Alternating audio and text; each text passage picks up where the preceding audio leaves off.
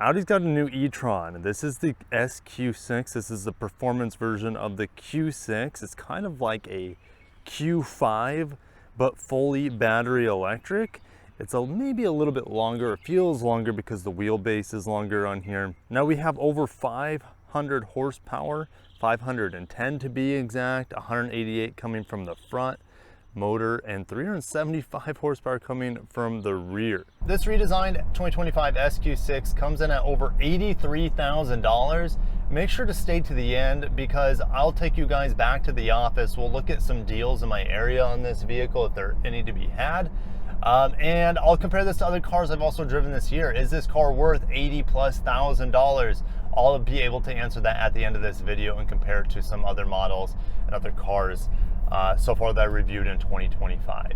The reason the lights aren't on is because every time I get out of the car, it automatically shuts off. Is there any dances or anything when we get close to the car or open the car? Oh, maybe a little bit. There's some cool lights, a really quick light show. And there we can finally get actually a look of the lights, because if I turn the car on, I sit in it and I get out of it, it immediately turns the car off and the lights turn off. So here's your look at the lights. There's a little bit of a, kind of like a Volvo T shape there. I think it looks pretty sharp. Now this vehicle, I think, looks better at night than it does in the day. The looks of it, well, it doesn't stand out that much. The front end has tons of black glossy on it. So we come to the rear. Oh, there's also a puddle lamp here down below. Let's come to the rear. Well, there you go. It shut itself off. Okay, so let's go ahead and try to get those lights to turn back on. You saw the little dance in the back with the lights. Auto folding mirrors, of course. Here's the lights coming on, a little bit of a dance. Definitely looks like an Audi from the back. Very similar lights to an S8 that I remember driving not that long ago. SQ6 badge on the back as well. But let's get in the back of the Audi SQ6. It's on an all new platform, guys. 800 volt charging architecture, something that the Koreans been doing for a while, but it's great that Audi's doing it now. Actually, this is the first time opening this hatch. There's a ton of rear cargo space, and look at the rear seats. They fold 40-20-40. Love that, absolutely love that. We also have air suspension. You have ride height control, which helps this thing hunker down and get more efficient. Or it has kind of like an off-road function too, for it to raise up and have more ground clearance. They show you how to do the kick and walk away situation. We'll just press the button. Very quiet closing hatch here. All right, let's get into the back seat. Well, here's the thing. If I sit in the back seat, will the ambient lighting come on? Sort of. We have speakers in the Bang & Olufsen sound system, which is pretty cool. Suede inserts here. Now, I believe you can also get optional sunshades. This is kind of more of a sport package, so we don't even have ventilated or perforated seats, but it does have massaging seats. So we'll talk more about my impressions on those here in a little bit. The door materials here actually feel better than most Audis I've tested, so well done, Audi there. Now let's get into the back seat. I've been taking my kids to school. We have these diamond stitched seats, which are going to be really hard for you guys to see. I'll try to boost the ISO. So we have these diamond stitched seats. They're pretty comfortable. We have heated outboard seats here. Vents in the back.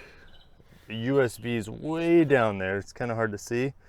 I'm too tall to see them, honestly, so I need the camera to kind of be my extra eyes. We have this big panel roof up top, and it does slide. It does open up.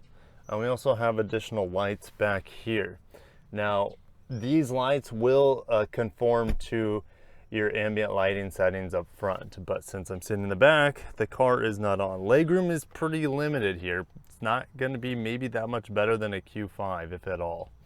Headroom is good though, we'll say that. So let's go ahead and get into that front seat. I forgot to mention these wheels. There are, of course, lots of different wheel setting or styles that you can choose from. These are 21-inch wheels. Got some red brake calipers in there as well. I think you get down all the way to 18s or 19 on the base Q6 e-tron, which you can actually get those in rear wheel drive as well. They don't all need to be quattro all-wheel drive, which that's going to give you the best efficiency. The charging port, I actually haven't charged it yet this week. It's been pretty efficient, even though it's a lot more efficient. Oh, is it not going to open? Do I have to like, what? Oh, there it goes. That took a while. Man, I don't like that it's motorized. I'm just waiting for that to break. This thing, 800 volt charging architecture, you're gonna be able to charge this so much faster than the old e-trons. I wanna say peak is around 270 kilowatts of charging. So you'll be able to do, I don't know, 10 to 80%, something like in 20 minutes. So big improvement for charging here for DC, fast charging, and range on paper. It's around 200, I want to say around 275 miles of range, but I'll be honest, my range on the highway, going 75, I saw 2.6 miles per kilowatt hour. So multiply that times the 94.9 kilowatt hour usable battery pack. And then also in town, I've been getting around 3 miles per kilowatt hour. So I'll go ahead and put that theoretical in-town range, which isn't that big of a deal. In-town range is not a big deal because you're probably charging it up. I honestly don't. That I don't like whatsoever. A motorized hatch. You know, I know the other e-tron had a motorized hatches on the front on both sides, but I don't. That feels like it's gonna break at some point. Anyways, let's go ahead and get into these seats. There are smart key access on the front and back doors. e-tron edition. Okay, you got the illuminated skid plate here, S. Again, these seats look pretty nice, but they are very hot, very sticky, but there is a massage function. Now you can get ventilated seats as a part of the warm weather package. This being a Florida press card, not sure why it's not equipped with the Florida, or sorry, the warm weather package. Let's go ahead and you press the brake. Well, sometimes the car turns on when you get in it. It didn't that time. I'd say most of the time the car turns on automatically. So when you have the blinker on, I forgot to mention this, I can't really show you what the blinkers look on the outside because the car turns off when I get out of here, and I hate bringing a tripod with me. You can see the blinkers not only in the side mirrors, but always you have this green turn indicator on the inside. Ambient lighting here, it is pretty fantastic. Line all the way across. It's not super over the top like in some other Audis I've tested. It's fairly minimal. Now, weird, to my naked eye, you have purple lighting on the door panel as well as above the speaker, but on the camera it shows like purple then blue. That's weird, but the naked eye, it shows purple. It's not like a two-tone. There's also purple underneath the screen. On the camera it shows blue, not sure why. And then down below it's purple too, okay, which I like having that purple light down there in that big chasm. Before I get into the screens, I want to talk about this area down here. So you see a USB, 2 USBs down there. You see my drag meter, which we'll use to do 0 to 60 in a little bit. The wireless charger is down here, and the weirdest spot, there's a clip that holds it in place, but it's not in a convenient place for your phone to be to wireless charge. Okay, I'll turn off the turn indicator. Sorry about that. Let's go ahead and put on, here's the climate control, guys. It's a bit frustrating, to be honest. I have no physical climate control buttons. Auto works really well in here, but I need defrost right now. I could just press max, but then it maxes out the fans, and that's gonna hurt your efficiency. I don't need max fans, okay? These buttons are always locked at the bottom. So I have to go through the menus like this, press this button right here, and select fan speed, and then maybe boost up the heat a little bit. Also, I have to go into this menu to go to sync. There's no sync but dedicated sync button down here. And same thing with like max AC. There's no shortcut to that either. I'm done roasting the climate control. Auto works great, but there's a lot of times I don't need auto. I need to get into this menu, and it's a bit frustrating. All right, let's go and talk about the base software in here. I feel like it's a big improvement. It's still not my favorite software, but it's a big improvement from the last e-tron I was in. It feels very similar to General Motors software.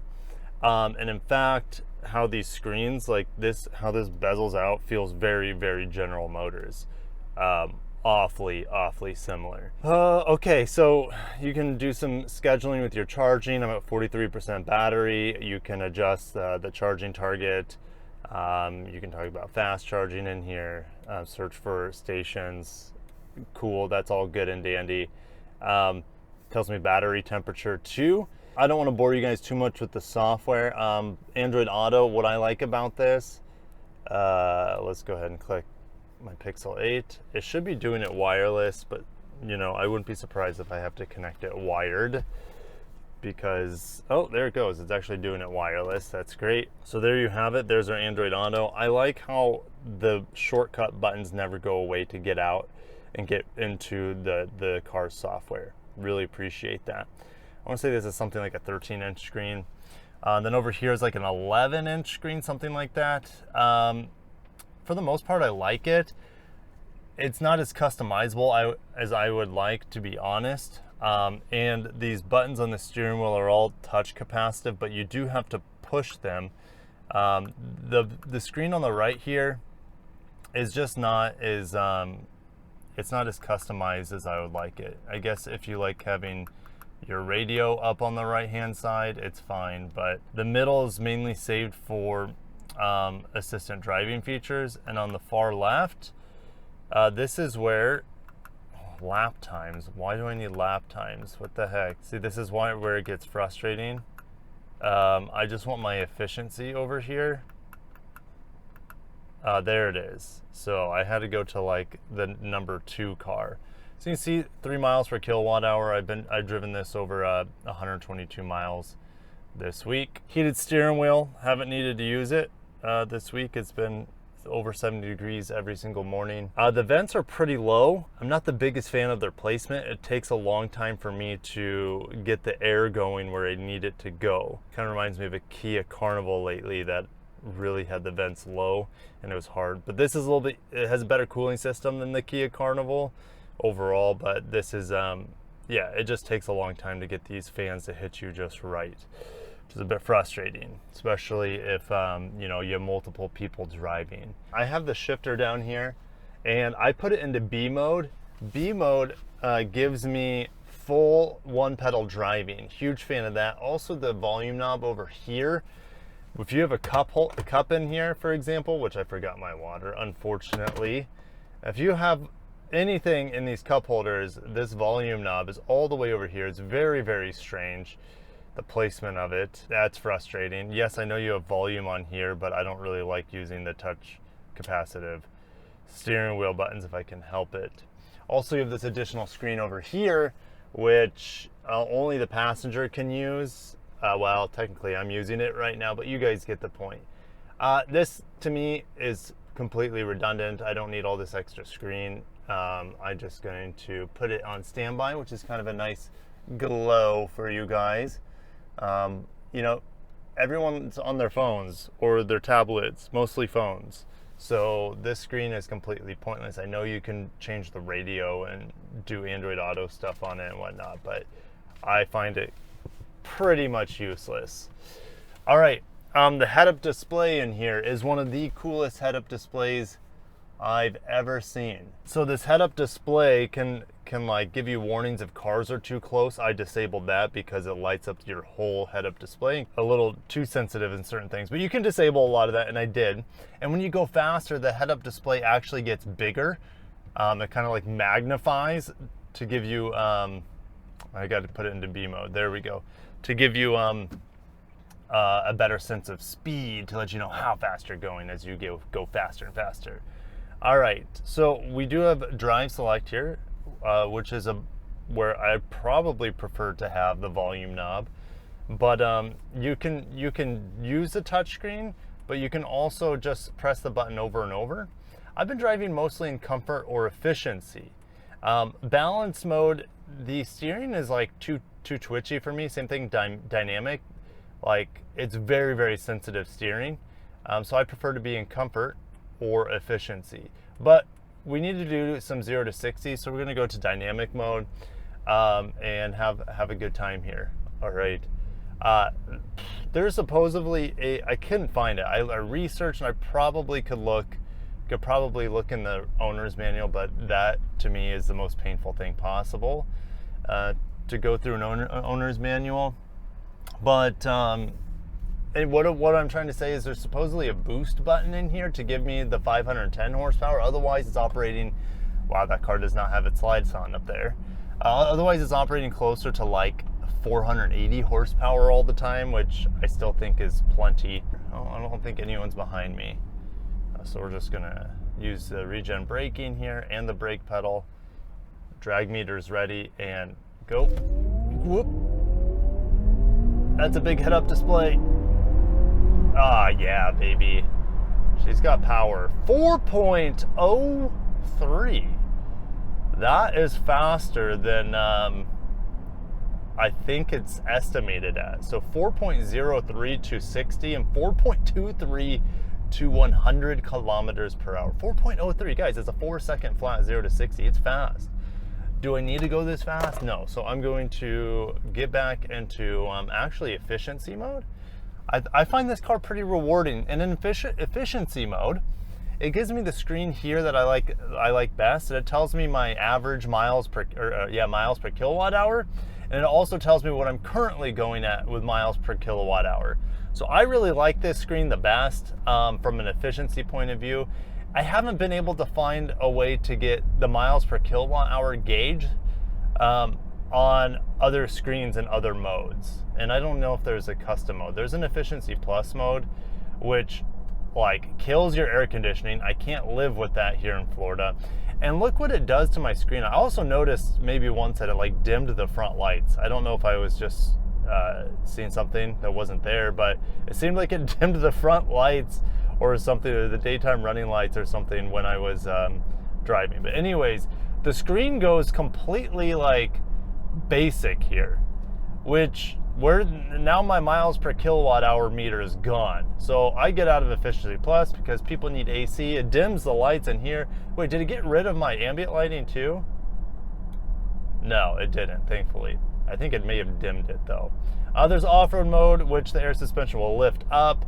But I really like the handling here in efficiency mode because it lowers the car. It feels more like a sedan. All right, brakes. Gotta wait for this Ford F-150 to go through. I love the handling of this vehicle. I always love the handling of the full-size Q8 e-tron. This feels lighter. I don't know if it is. It feels like a lighter vehicle, and it handles like an Audi. Like it's just on rails when you throw it in the turns. It's a fantastic handling vehicle. Now, I didn't show you guys. Here's the Monroney. This one's stickers at 83 grand.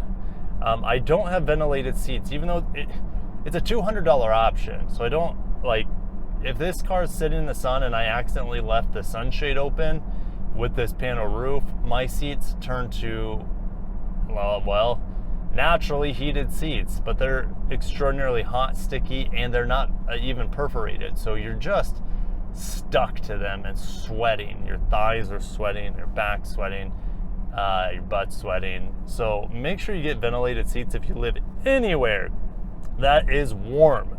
It's not worth suffering. Yes, I do have a massaging seat, and I can go press the button here. Yes, there's different things I can play with. It's just like lower to mid back massaging seat. That's a pretty mediocre massaging seat. I would like massaging on the lower cushion as well for my tush.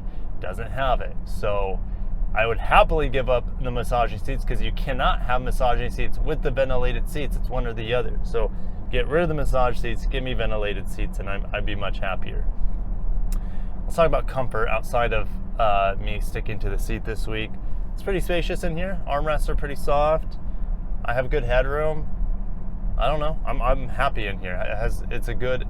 I could be in here a very long time. All right. What about if you guys want to play with the ambient lighting? You would have to go to vehicle, and then you go to lights, and then you go to interior lights. It's quite a long process, and then there you have it. I could turn them off, which a lot of people would prefer to do, and then I can also turn them back on with a different color. So there's some yellow for you guys. Yellow's, I want some more pizzazz in my life, so let's go and get some. That's a little bit too blue for me, but that was actually a two-tone. That was actually blue and turquoise. The doors were turquoise and the screen light was turquoise. I did take this on the highway. It felt like a great highway car. It was pretty quiet. The lane keeping was good, even though I've kind of disabled it for city driving, because if you're not in, if you're in normal dynamic mode, the steering's really quick. And so if it's just, even in this mode, it's still quick. So if it's just a little bit off, like you'll be drifting quite a bit out of your lane or into someone else's lane. So I like turning that steering assist actually off and just putting it into comfort or efficiency mode. So the steering's not as sensitive, so I'm not wandering out of my lane as much. But the steering assist is very aggressive. It just like throws you back in. So I disabled that. And if I go back to, what's pretty cool, if I go to vehicle, I don't think it's ambient lighting. No, see, here's the thing. Driver assistance, that's what I need. So go to driver assistance, you can star some basic safety features that you like toggling on and off.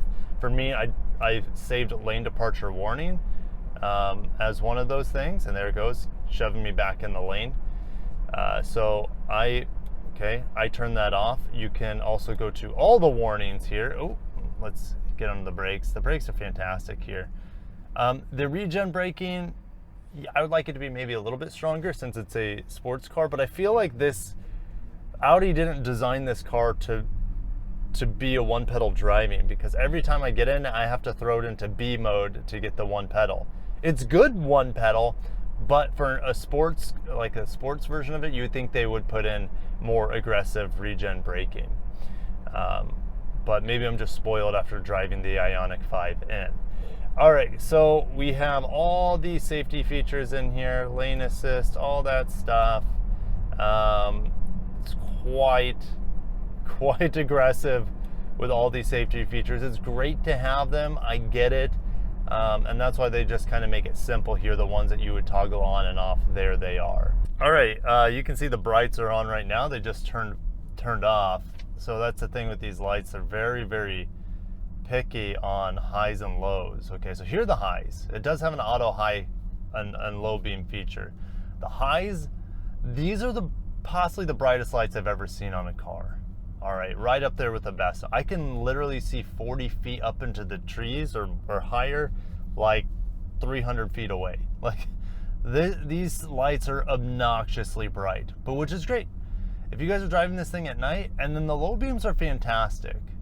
I might want to angle them a little bit lower, to be honest, but the low beams are pretty darn good here. They reach really, really far. They have a good spread to the left and the right, and it's very, very bright.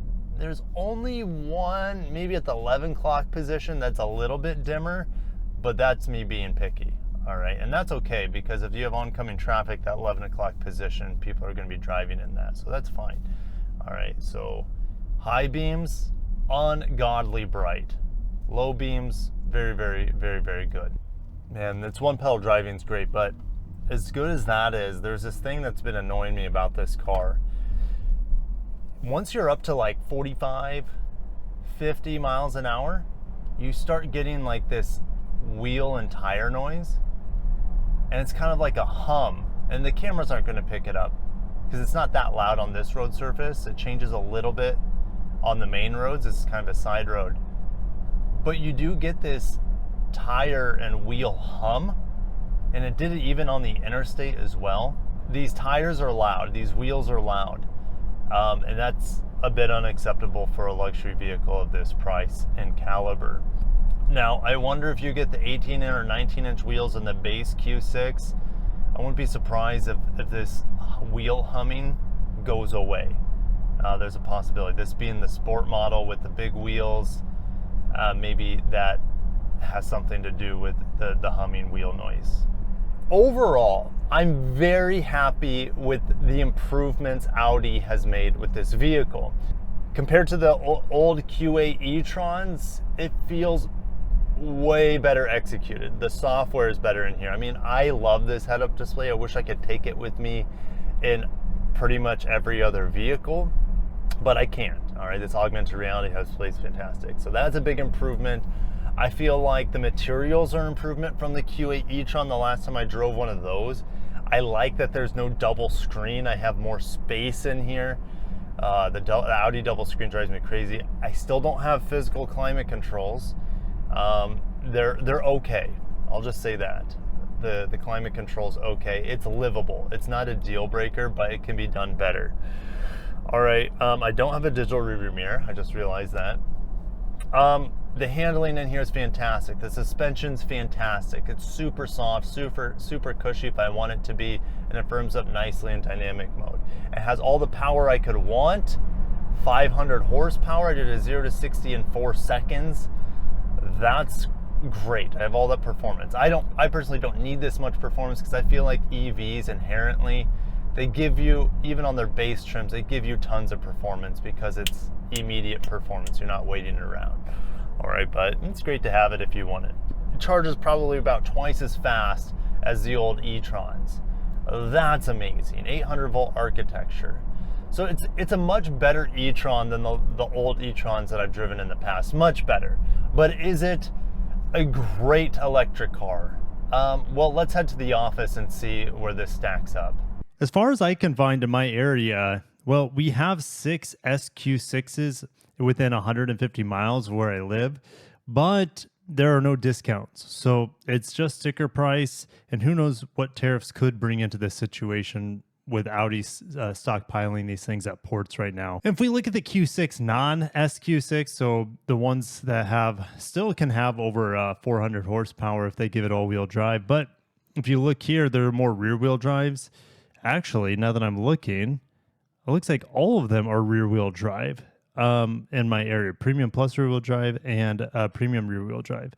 So that's interesting. Here's the thing. I would rather have probably an SQ5 over the SQ6. That's something to think about. And then in terms of a luxury EV that I've driven the Lexus RZ, and I've driven the GV70. The GV70 competes more directly with this car until the new RZ comes out from Lexus, the 550e. But anyways, this model, I would take this over the SQ6. It doesn't have as good of space in the back, but I like the looks more. And the interior to me is nicer. Let me show you what the interior of a GV70 electric looks like. It's getting maybe a little bit dated at this point, but look at that. That looks incredible. I mean, the ovalness is looking maybe a tinge outdated, but it's still, the interior on this is a lot nicer, in my opinion, than what we have on the SQ6. So let's get into the spreadsheet. Where would I put the Audi SQ6 e-tron amongst the competition? Or should I just say, how would I rank it? Is it a take my money? Absolutely not. It's not even, guys, I would take for sure, an Ioniq 5N. Let me show you, guys. I can save about 15 grand and get an Ioniq 5N, which has so much better performance than this vehicle. Now, it doesn't have as good of efficiency, I will say that, but my time in the Ioniq 5N was special. I liked that car way more than I was expecting. So it's not anywhere close to S tier. I wouldn't say, I like the SQ7 a lot more. It costs more, but the SQ7 was so much of a better vehicle. Is it a solid buy? And the answer is, I don't think so. I mean, there's so many other EVs I would take over this, even though Audi's made huge leaps to improve this EV compared to other e-trons I've driven in the past. The 800 volt architecture, the charging speeds, the software is better. It handles great, but man, it just costs so much money. Is it a solid buy or is it a fire sale? To me, it's a fire sale. And it's not really fair to this car because it's better, way better than I would say all of these cars in fire sale lists. But the problem is it's just so expensive. Like, let me go back to the Genesis GV70 electric. Guys, this car costs less. We're getting price drops on them, and it's made in America. So in terms of tariffs, it's not going to be hit as hard. I mean, this is a better vehicle, in my opinion. It doesn't have as good of range. I'll say that. The Audi has better range, but me personally, I'm not that concerned about range in an electric car. I see them mainly as city luxury vehicles or just city commuters in general, EVs. So it's a good car, it's just so expensive. And, I feel like it's just catching up with the competition. It doesn't do I wouldn't say it does anything better than the competition, other than that head-up display was pretty fantastic. But it's just, man, and the problem is also is that the normal Q6 e-tron, the non-S version, is also very expensive. They're 66 grand, and they in my opinion, it's not as good of a car as the Genesis. You might be saying, Kirk, this is not a purchasing vehicle, it's a lease vehicle. And that's exactly right. When you get into the C category, it's lease only territory. And D for me is like never buy. You'd have to pay me to drive it, obviously. It's a way better EV than the Hummer EV, in my opinion. It's way more livable. It's so easy to live with this car. It's comfortable, especially if you're in a hot climate with the ventilated seats, which I did not have in this review. It's efficient in town driving, kind of. 3 miles, 3.1 miles per kilowatt hour. It doesn't look that great either. That's the thing. Like, if I'm spending $80K on a vehicle, I want it to look pretty hot. And the SQ6 and even the non-S versions, they don't look as good as the Q8 e-trons that I've driven in the past. Not even close. It's a little too soft for me. Let me know what you guys think. Was I too harsh on the Audi e-tron SQ6?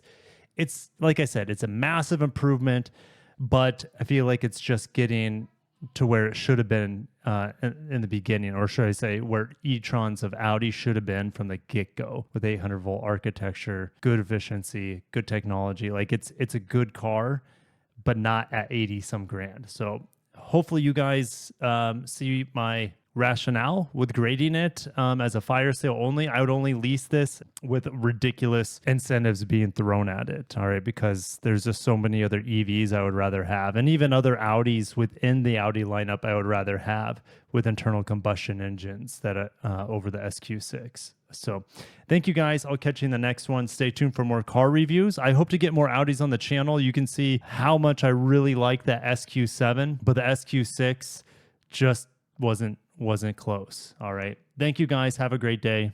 Peace.